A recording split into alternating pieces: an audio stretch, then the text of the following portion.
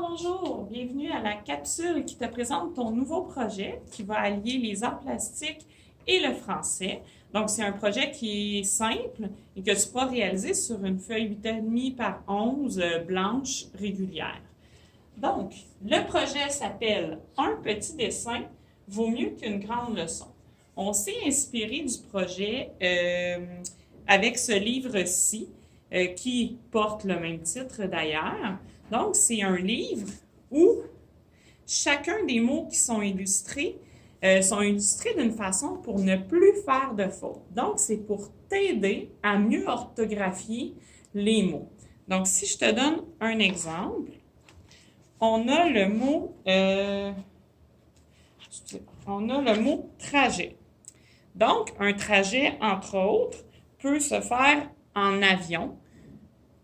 Et c'est pour ça qu'on a mis le T de la fin du mot trajet en forme d'avion. Donc, ça se correspondait.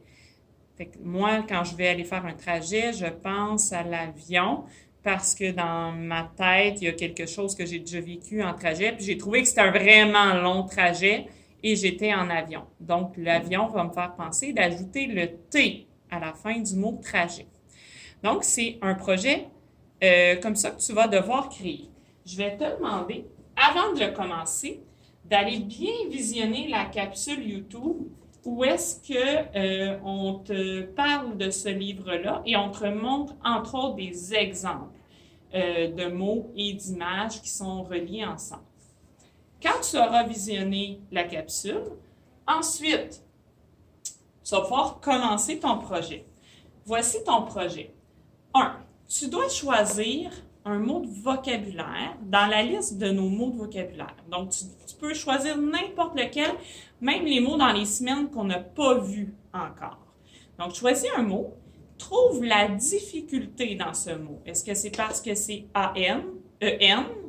Est-ce que c'est parce qu'il y a un T? Est-ce que c'est parce que ça commence par une lettre muette, par exemple un H? Donc, tu vas aller chercher la difficulté dans le mot et tu vas trouver un dessin, une image en lien avec cette difficulté-là qui va te faire penser à bien orthographier le mot la prochaine fois. 2.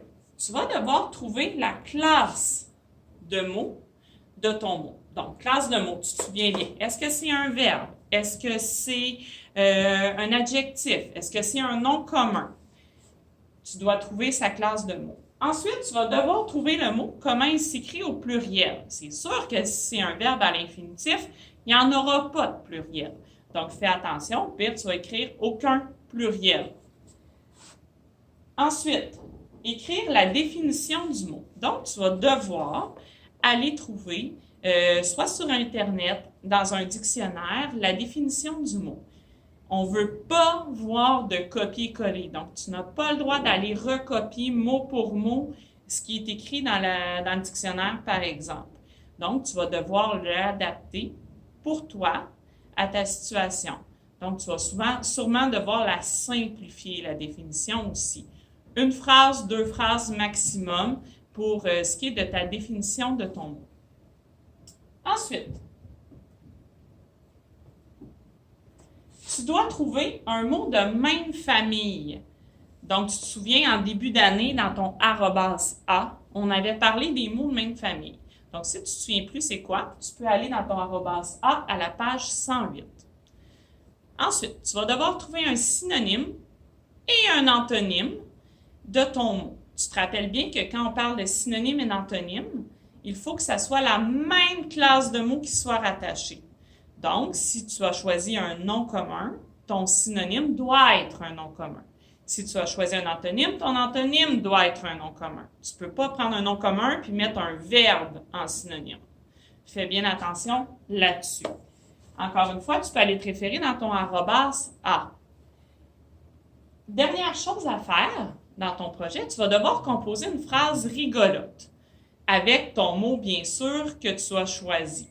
Donc, une phrase complète, elle peut quand même être longue, mais je veux qu'elle soit bien structurée et corrigée, donc sans faute.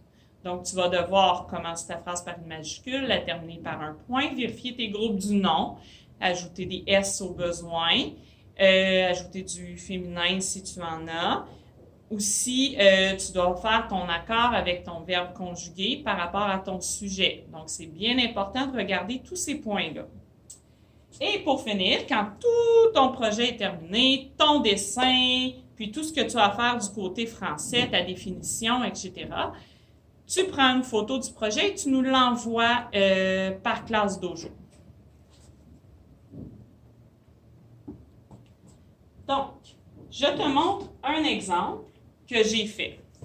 Donc, si tu observes bien, j'ai pris le mot « encre » pour une encre de bateau. Parce que là, des fois, c'est AN, puis il y a le mot « encre », EN, ou est-ce que c'est l'encre d'un pot d'encre, par exemple, ou l'encre qu'on retrouve dans un stylo.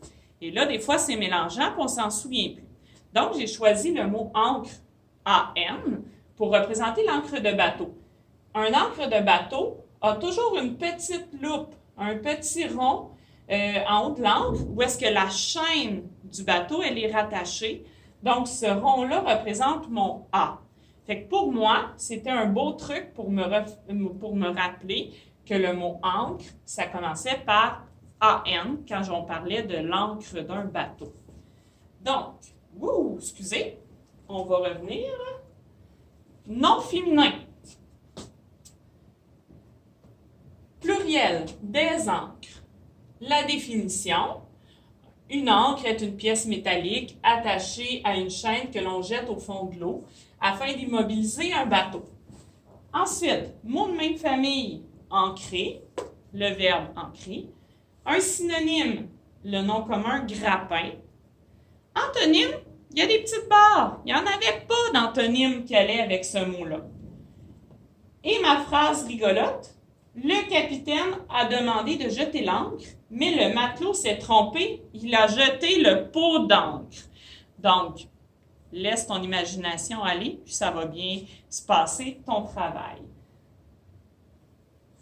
Donc, sur ton travail aussi, comme c'est un projet d'art, je m'attends à voir de la couleur.